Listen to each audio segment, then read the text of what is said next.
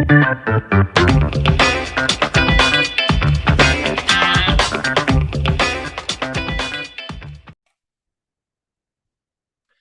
right. Happy Friday, everybody. It is time for another episode of the Real Estate Investing Club. Today's a good one because we have a fellow mobile home park investor with us. I love talking mobile homes. And we got Caleb with us, Caleb Landon from Landon Capital Group. They Yeah. invest in mobile home parks, and that's what we're here to talk about. So, Caleb, thank you very much for hopping on the show. Yeah. Thanks for having me on. Right on. I told you right before we got on here, we like stories. So, take us to the beginning of your real estate story. How'd you get started? Sure. Yeah. I mean, my family was always kind of involved with real estate. My grandpa was kind of a big real estate guy. He had properties around California. And so I was always, I guess, taught up or brought up in a way that I kind of knew what real estate was, the cap rates and kind of the market, interest rates, things like that. And so when I was in high school, I got a job at a property management firm, and it was out in Cameron Park, which is about 30 minutes away from me. And I learned the whole property management side. It was a very interesting business. I learned how to deal with tenants, learned how to deal with bills, stuff like that. And I leveraged that as a way to basically What were get you my what way were you in. managing? What type of property were you managing? They do everything. So they do industrial, residential, commercial. It was an all over encompassing property management firm. And I was mostly on the financial side of that. I wasn't really the day to day property manager, but it was a small company. I was kind of moving around as the intern. So it was great. I learned quite a bit there. So I was really glad I had that opportunity. And then while I was there, I had an offer from one of the top five mobile home park syndicators in the US. My grandpa actually knew one of the, I guess, higher ups at that company. And so he used that as a way for me to get an interview. I interviewed and I actually joined the company as a stock manager for the owner. And so he had a bunch of cash on hand. And so I would manage his stock portfolio. I was That's basically funny. a financial advisor without being licensed as a financial advisor. And so I would just research stocks for 8 hours a day and recommend stocks to him. And I mean, we did pretty well, I would say. I made quite a bit of Yeah, I was money. And gonna say, so what was your return over the period?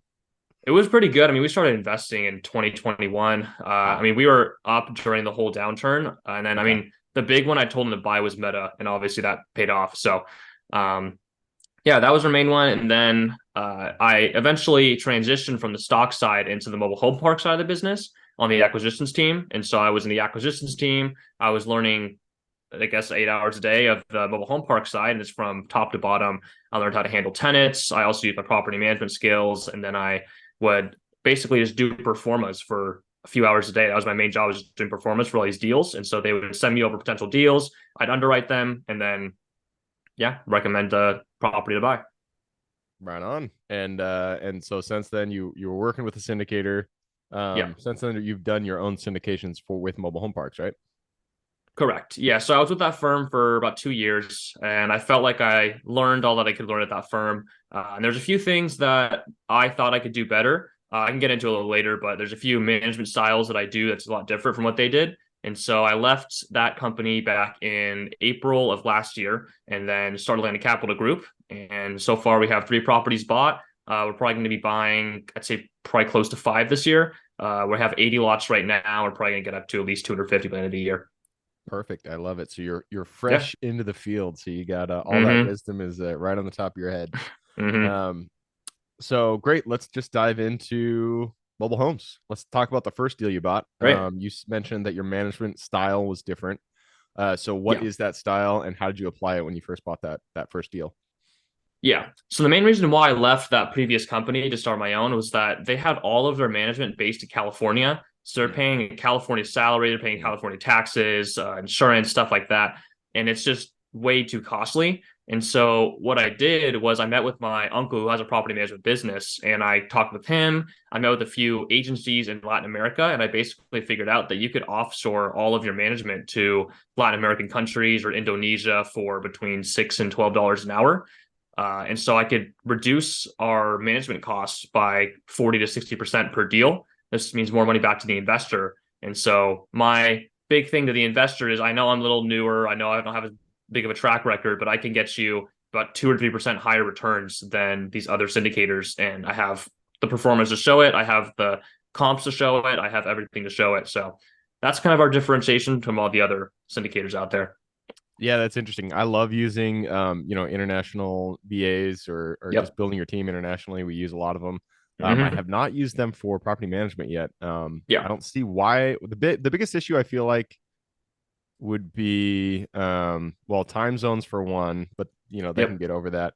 And then just not understanding how to work in the local Yep. area, not understanding Hmm. the small things like the customs and what people Yeah. expect in terms of communication and all that stuff. So what has Hmm. been the struggle that you have found when you've tried to bring somebody internationally on to manage your parks? Yeah, I would say there is a little bit of like a cultural difference that you kind of have to get over, but you'll find people that have already been property managers for 10 years for a different company in the US. And so you'll hire them and they're perfect. I mean, it's phenomenal. And what's great about Mexico is that in Mexico, they speak Spanish and English. And so Mm, you get a lot of people in mobile home parks who speak primarily Spanish. And so you have yeah. a person that can translate for you. Mexico City's in a time zone for two of our parks. And So I was gonna so, say Mexico is good because it's like yeah, it's it's right there. central US, right? And so you have people in your time zone speaking Spanish and English. They're great workers, and you're paying them, I think, right now about $8 an hour. So, Okay. and they don't touch any of the money. That's the one thing we don't let them do. So Yeah. they can't ever steal from us, but they could do all the leasing, the vending, or the vendor management, the tenant complaints, issues like that, which is simple.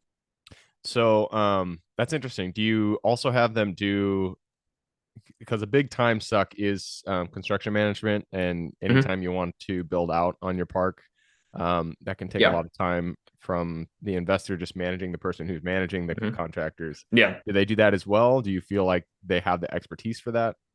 For small issues, like if a pipe breaks, what I have them do is call three vendors, and then they Mm, yeah. will get me the best quote and present it to me, and then I'll take over from there. Okay. But I am currently looking for a operations manager or a construction manager who will take over a lot of that side of things. But I'm probably going to have a US based one for that. I just don't like having people overseas touching money, so Yeah. No, we'll that see you makes there. sense. But yeah, So when they're managing, I'm just thinking, they must use, you use like Buildium, Appfolio, something like that? we use door loop, and Or it loop. has Okay. the accounting, everything built in there, and it works great so far. It's been going good. So And the property yeah, managers have no issue integrating with that.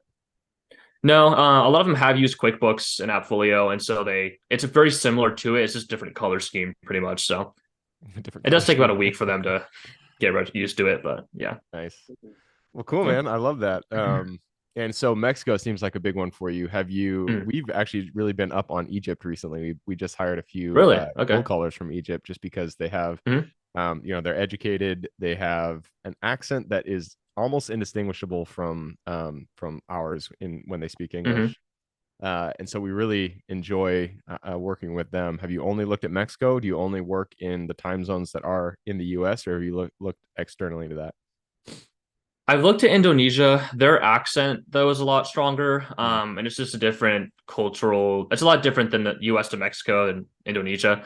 I've not had a need to go outside of Mexico.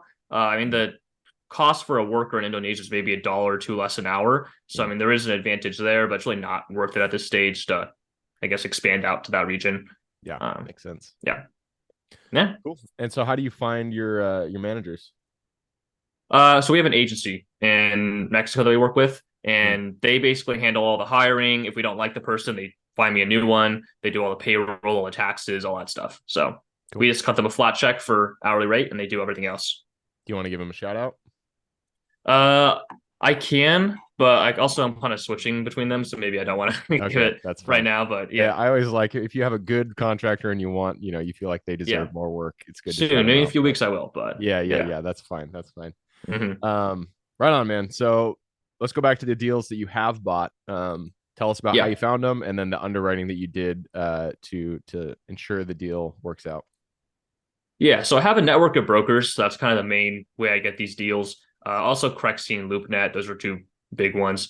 You've I've bought also off Crexy found and that, LoopNet. That's cool. yeah, well, I've talked with a few investors, and they're always hesitant to buy off those sites just because they're like the bottom of the barrel type deals a lot of the time. Yeah, But I've noticed a lot of the brokers I work with don't even give it a chance with investors first, like me. They just go straight to market on like Crexy, and yeah, so obviously there is some bottom of the barrel parks on there, but I do a pretty good due diligence process. And we have a performa that we use, and it's very stress resistant. I mean, we have a 5-year performa, a 30-year performa, and our goal is to get out in 5 years, refinance, buy the next property. Yeah, we bought 2 deals from Crexy and then 1 deal from broker. But the broker who got me the second deal on Crexy was the same one who got me the one on, I guess, the private one. So yeah, they just tend to list it immediately. So Yeah. Yeah, the thing I yeah, hate about like listed deals is a lot of the brokers, they just don't write the pro forma correctly, and they'll like yeah, I include don't even look at park it. owned home, or Yeah. park owned home rent in the Hmm. NOI, and just all this Yeah. stuff. I just completely disregard it. I just do my own. It's not even worth looking at it. So Yeah. yeah. Right on. So you bought three, Yep. and for the underwriting, what is making the deal work for you? Are you buying properties Yeah. that are mismanaged? Are you buying properties that you see an expansion potential? What is the play that you're looking at? We want mismanagement, infill opportunities, lot rents being able to be raised. All the deals we've bought are generally the cheapest lot rents in town. They have high vacancy. It's been mom and pops. I mean, the one we just bought in Iowa, that was in December. It was 32 lots and 20, I think 26 vacant, Hmm, and lot rents were 249. And so pretty we cheap. came in there, and just since December, we've gotten 5 new people to move in. They're paying $335 a month, and all we have to do for our performa to pretty much triple our money is bring in 4 homes a year. So it's really not that difficult. We don't rely on appreciation at all, like of the property itself. It's all things we could control, like vacancy and rent increases. And I mean, rents in that town are up to 470 a month. The lowest one's 350. So at 335, we're still the cheapest in the town, basically hitting our performer right there. So Cool. it's great. Yeah. All right. So let's talk about the next. You mentioned this year you're trying to buy 5 additional parks. Is this Yeah. is Around 5. Yeah. Yeah. What are, going from 3 to 5, there's going to be a little bit of growing pains. What are you Yeah. looking, have you already calculated this into your operations? Um, what are you, what are you planning to do in order to accommodate the additional tenants that are going to be in your Yeah. portfolio? Yeah. One piece of advice I got from a lot of people who have done this before is don't grow too fast. And so I Mm, want to make sure I'm not doing that. And so what I do is I have a lady who actually she happened to live like 30 minutes away from me, but I found her on Upwork and she's been a phenomenal employee. And so I have her basically ready to go to manage the agency that we're working with. And then that agency, I mean, we could get a new employee in a week. And so right now, our plan is if we buy our next property that we're buying, we're going to hire a full-time manager from them again, another one, and then we're going to have her take over kind of managing the manager. And then we already have all the systems set up. We have the website. We got a new website that's ready to go. We have all of the property management software ready to go. We have like checklists for all the due diligence. We have everything. So pretty much from now on, it's all, I wouldn't say cruising, but a lot easier than it has been. So yeah. Yeah. And I mean, it sounds like you are following the whole who, not how motto to the T. mm-hmm. So that's good. Yeah. Um, Mm-hmm. Last step that we should talk about here is capital. You're buying deals. I don't Yeah. know what the price point is. It sounds like they're on the smaller end, but you Mm-hmm. still need capital to buy them. I'm sure you don't have that in your pocket when you started. How you're raising Yeah. it, who you getting it from, and then talk about the syndications that you've done. Yeah. So it used to be just private investors like friends and family for these last 3 deals. And the reason why we could do a bigger deal this next one is that I am now able to do, I guess, public investment, you can call it. So people who are not just family and friends. So I've met with quite a few people. I have about 2 million of capital from public investors who are waiting to invest. So I had to say they had to hold off until we can get all the legal side figured out. And I just last week figured that out. So now we're good to go on that front. I think it's true that if you have an opportunity, the money will come to it. If you present the numbers to an investor and it makes sense, there's really no reason for them not to invest. Obviously, there's personal reasons and things like that, but the numbers work, the numbers work, and that's kind of my motto here. Is I will give you a deal that will. I always underestimate and over return what I can offer. So Yeah. yeah, Yeah, you do got to get the timing right though, because a lot of for people, sure. even if they're rich, they're rich because Yep. they have their money invested, and so you have to hit them at the Hmm. right time when that money is not in the market and in another syndication, something like that. Hmm. Yeah, Um, and on that, I mean, a lot of people are scared of the stock market right now. The one competition I have is just treasuries, mm, offering 5%. But still, I think a lot of investors see the long-term play. They see how in 5 years they get their money back. I mean, for that one Iowa deal we have a 200% return to capital in 5 years if we do 4 homes infield a year. So they see stuff like that, and that's a conservative estimate. And so, yeah, it's one of the real competitions of that. Cool, man. All Yeah, right. Well, that wraps up the main section. It's time to jump into the quick question round. Are you ready? perfect. Yeah. Let's do it. Starts with education, could be any form, could be movies, books, whatever. Give me two recommendations, one for general life wisdom and then one for real estate. Yeah, for real estate, Frank Rolfe, he's the owner of Impact Communities. Not sure if you know who he is, but he has a podcast. He has Mobile Home University. It's a great, I guess course you would call it. And it's 3 days, and it's fantastic. It's basically learning from one of the top 2 or 3 guys in the U.S. for mobile home parks. So that's a huge advantage that I've had. And he gives you all of his documents. He gives you all of his resources. It's fantastic. And then personal side, I honestly say the Bible. I'm a Christian. I'm proud of that. I'm outward of that. And I think there's more than just spiritual stuff in the Bible. I think there's tons of life lessons. There's tons of ways that you could pull from it. And like, I guess financial stewardship is something that's taught in there. There's just lots of life lessons that you could learn from there that just apply more to the spiritual side of it. Yeah, for sure. I'm not a So, Christian, but I yeah. do the which one is it? Proverbs. I really like reading Proverbs. Yep. Proverbs. I feel All the like there's a lot of parables. good Yeah. little Pieces of bits of advice wisdom in there. for sure. All right, next question is for your younger self. Let's go back to the Caleb who was just starting out, just working as a property manager with Mhm. the just out of high school. Go back to him, look him in the eye, give him one piece of advice moving forward. Yeah, I would say take the risk. I think there is a lot of hesitancy, and you tend to overthink a lot of things and only think about the bad parts, which obviously you need to make sure you're not just thinking about the good parts. But I was pretty hesitant to leave the company I was at. When I had a stable job, I was making good money. I would show up to work at the same time every single day. And there was that sense of safety that you get. And so I would just recommend like nothing's ever really truly safe. So take the risk. If you know you want to do it. Yeah, One piece of advice. that is great advice. And nothing really is ever safe, especially if you're employed by somebody else. Yeah, So for sure. just do what you want to do. Yeah. Moves us to the next question. This is about the U.S. It's a big place, a lot of opportunity. Give me the single metro, the single city you're most excited about investing in today. I would say the state of Iowa. I know it's not just a single city, but the state of Iowa, great rental laws, it's going in a great direction. It's getting more landlord friendly. It's higher home prices in a lot of the Midwest and South. Great rental demand. Not or there's a lack of housing in a lot of those places. I'd say Iowa is where we want to concentrate these next 5 deals on if we could. But yeah, Iowa's fantastic. Cool.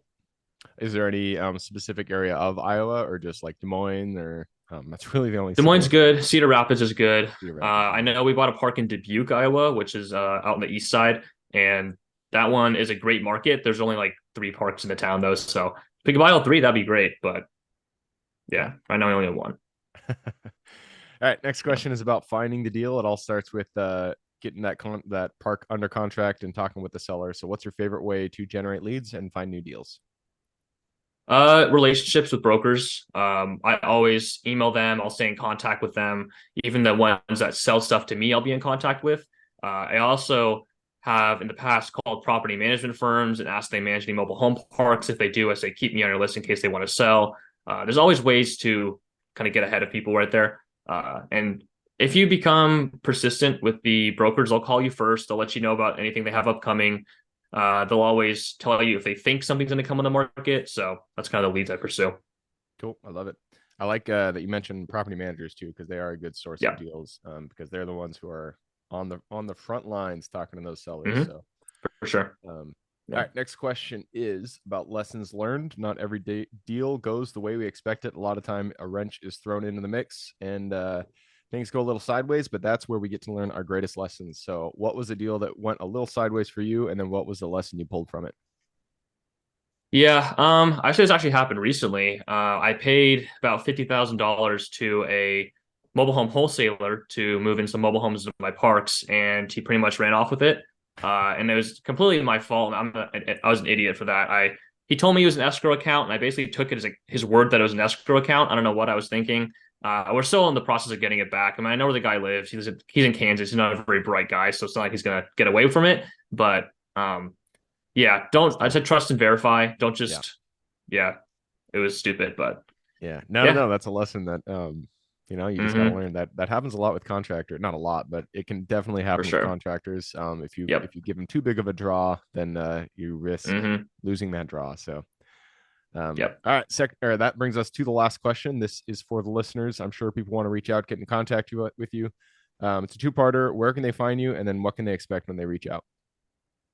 Yeah, so landoncapitalgroup.com is our website. It has my email and personal cell number on there. Also, my email is caleb@landoncapitalgroup.com. If you want to reach out, I'd be glad to do a one-on-one call, kind of explain to you what we do, how we invest, the return, stuff like that. Also, just answer any questions. If you want to learn about mobile home parks, I'll gladly answer any questions you have. Perfect. I'll put that link in the show notes. If you guys want to reach out to Perfect. Caleb, just click a little more in the description. It'll pull down that full description, and in there you can find his link.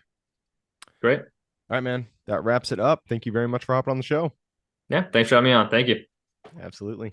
For everybody who's with us today, thank you guys for showing up. I just spilled my coffee all over my desk. Thank you guys for showing up as always. We appreciate you coming on here. If you have any questions, reach out to me, Gabe at the realestateinvestingclub.com. If you want to support the show, just give us a like, subscribe, share. Other than that, I hope you guys have a great week. Keep rocking real estate, and I look forward to seeing you on the next episode.